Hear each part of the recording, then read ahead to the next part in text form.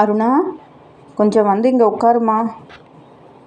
என்னப்பா, ஏதாவது பேசணுமா? ஆமாம்மா, பத்திரிக்கை டிசைன் பண்ணணும், யார் யாருக்கு கொடுக்கணுன்னு ஒரு லிஸ்ட் எடுக்கணும். அப்பா, அதெல்லாம் நீங்கள் பார்த்துக்கோங்கப்பா ப்ளீஸ். எனக்கு எதுவும் ஐடியா இல்லை. என்னம்மா, கல்யாண வேலை ஆரம்பித்ததுலேருந்து ஒரு இன்ட்ரெஸ்ட்டும் காட்ட மாட்டேங்கிற. இப்படியே இருந்தால் எப்படி? கல்யாணமே உங்களுக்காக தான்ப்பா பண்ணிக்கிறேன், நீங்கள் இதெல்லாம் வேறு பண்ண சொல்கிறீங்க. அப்படி இல்லைடா, நீ எதுலேயும் ஒட்டாமல் இருக்கிறது மனசுக்கு கஷ்டமாக இருக்குது. நீங்கள் எதுவும் யோசிக்காதீங்க. உங்கள் சந்தோஷத்துக்காக கல்யாணம் பண்ணிக்கிறேன், அதை தவிர வேறு எதுவும் எதிர்பார்க்காதீங்க. சரிம்மா, நீ போ, நான் பார்த்துக்கிறேன். என்னங்க இவ இப்படி நடந்துக்கிறா? நாளைக்கு கல்யாணத்துக்கு அப்புறம் அவங்க வீட்டில் இப்படி நடந்துக்கிட்டா எப்படி? அதெல்லாம் மாப்பிள்ளை இவளை மாற்றிடுவார், நீ கவலைப்படாதடி.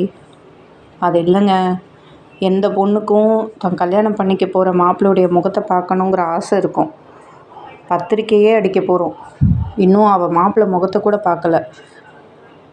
இப்போது எல்லாரும் கல்யாணத்துக்கு முன்னாடியே கொஞ்சம் பழகி பார்த்து வேறு கல்யாணம் பண்ணிக்கிறாங்க.